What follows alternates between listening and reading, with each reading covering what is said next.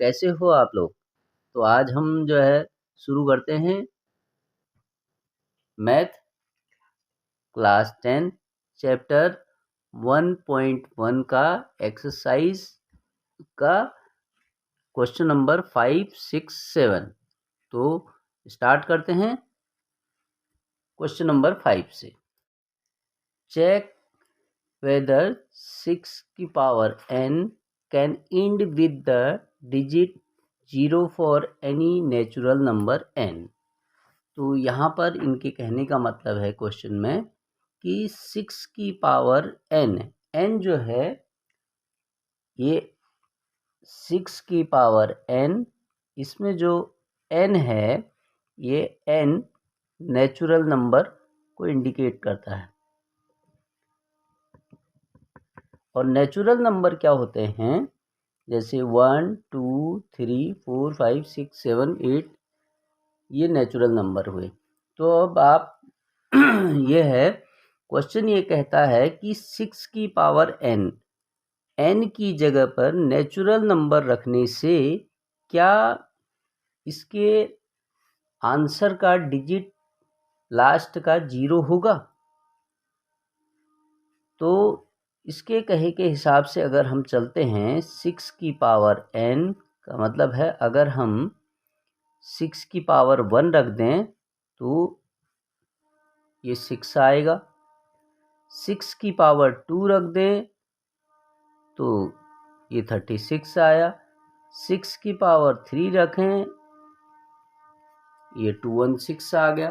तो कहने का मतलब है 6 की पावर n में कोई भी नेचुरल नंबर रखने से 0 लास्ट डिजिट इसकी 0 नहीं आएगी। इसकी लास्ट डिजिट जो होगी 6 ही होगी, आप कितने ही नेचुरल नंबर रख दो n की जगह पर। तो ये कहता है कि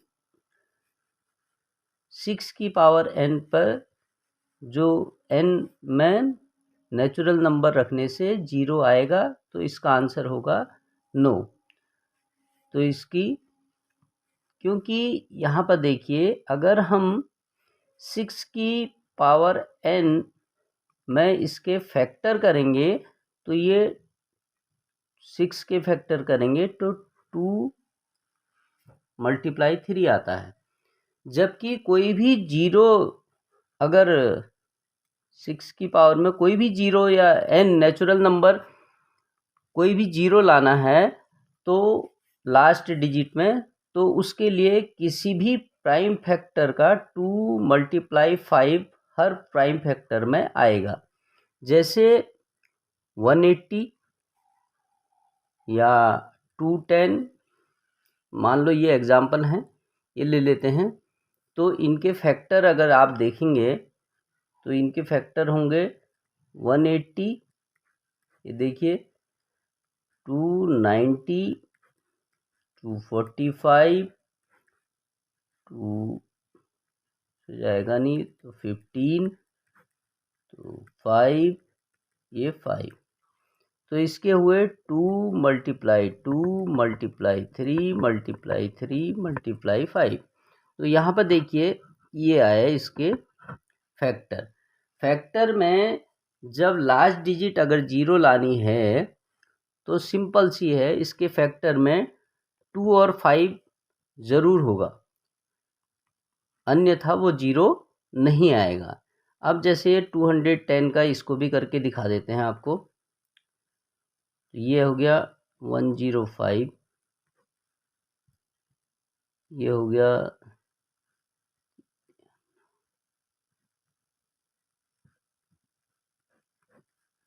ये हो गया 7।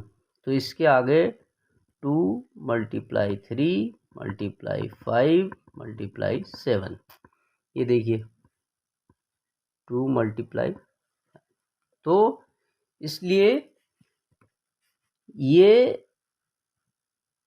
जो है 6 की power n can and with the digit 0 जो है ये संभव नहीं है, इम्पॉसिबल है। तो यहाँ पर ये क्वेश्चन ख़त्म होता है। तो इसमें क्वेश्चन में आपने देखा कि 6 की पावर n रखने से आपका लास्ट डिजिट 0 नहीं आएगा। तो क्वेश्चन नंबर 6 है, explain why 7 × 11 × 13 + 13 and 7 × 6 × 5 × 4 × 3 × 2 × 1 + 5 are composite number. तो ये कह रहे हैं कि यहाँ पर ये हमें एक्सप्लेन करना है कि ये कंपोजिट नंबर क्यों है। पहली बात, कंपोजिट नंबर क्या होता है? कंपोजिट नंबर जो होता है वो किसी भी संख्या, कोई भी नंबर्स का जो है दो या दो से अधिक फैक्टर जिसके होते हैं वो कंपोजिट नंबर कहलाता है। जिस नंबर के दो से ज़्यादा फैक्टर होंगे वो कंपोजिट नंबर कहलाएगा। जैसे इसमें अभी हम बता देते हैं आपको, इसको एक्सप्लेन करके। यह है 7 × 11 × 13 × 30 + 13। तो ये है, ये पूरा नंबर है। तो ये सॉल्व कर लेते हैं इसको। यहाँ पर लास्ट में 13 है तो 13 को कॉमन ले लिया तो 7 बचा, 11 इंटू यहाँ कॉमन लिया है तो 1 प्लस ये कॉमन है तो 1। तो ये हो गया आपका 13 11 77 77 + 1। तो ये हो गया 1378। तो ये इसके नंबर्स हैं। तो ये नंबर्स अब आप देखते हैं कि ये कितने फैक्टर हैं इसके। सबसे पहले 1 और 13 और 78 2, यानी 2 से ज़्यादा फैक्टर हो गए हैं। तो ये 2 से ज़्यादा फैक्टर होने का मतलब है कि ये कंपोजिट नंबर है। ऐसे ही हम दूसरा इसका पार्ट करेंगे। 7 × 6 × 5 × 4 × 3 × 2 × 1 + 5। तो ठीक वैसे ही करेंगे जैसा हमने पहले किया था। ये इसका 5 कॉमन ले लिया हमने, 7 × 6, 5 तो यहाँ ले लिया तो यहाँ पर 1 आ जाएगा, 4 3 2 1 + 1। तो इसे हम मल्टीप्लाई करेंगे तो ये 7 6 जो 42 42 4, ये यहाँ पर सॉल्व कर लेंगे इसे हम।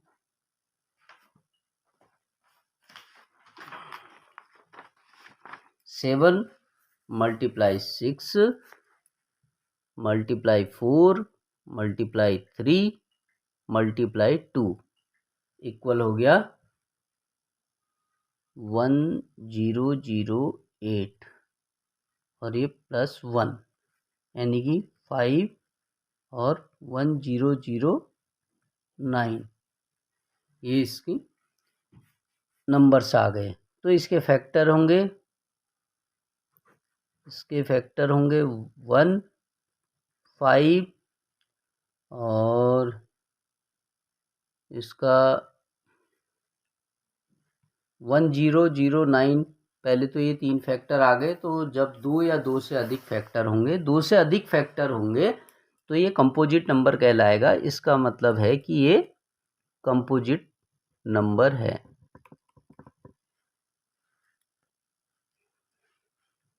सो इसलिए ये ऐसे लिख देते हैं इसको। सो दीज नंबर्स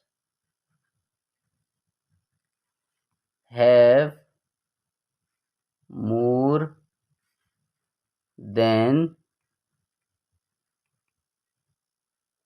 2 फैक्टर, 2 से ज़्यादा फैक्टर हैं, तो इट मीन्स both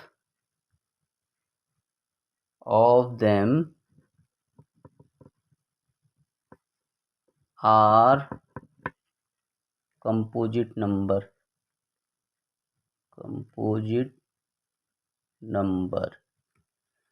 तो बच्चों ये हमने बता दिया इसका answer.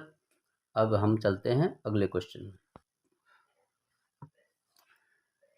There is a circular path around a sports field. Sonia takes 18 minutes to drive one round of the field, while Ravi takes 12 minutes for the same. Suppose they both start at the same point and at the same time and go in the same direction. After how many minutes will they meet again at the starting point? ये कह रहा है कि एक circle path है, ये मान लीजिए सर्कल पाथ है। तो इसमें सोनिया जो है, ये सोनिया है, ये सोनिया जो है 18 मिनट में एक राउंड लगाती है, 1 राउंड कंप्लीट करती है 18 मिनट में। और यहाँ रवि जो है for the same, Ravi takes 12 minute, और रवि जो है 12 मिनट में एक राउंड पूरा करता है। तो अब ये कहता है क्वेश्चन कि ये दोनों एक ही जगह पर कितने टाइम के बाद मिलेंगे, सोनिया और रवि। तो जब ऐसी पोजीशन आए कि देखिए 18 में और 12 में मिनट हैं, ये इससे ज़्यादा टाइम में ही एक पॉइंट पर मिलेंगे, दोनों एक स्टॉप पर मिलेंगे। तो ऐसी पोजीशन में सोनिया 18 मिनट और रवि जो है 12 मिनट, इन दोनों नंबरों का एलसीएम निकाल लेंगे। ये एलसीएम निकाल लेंगे। 18 में 2 3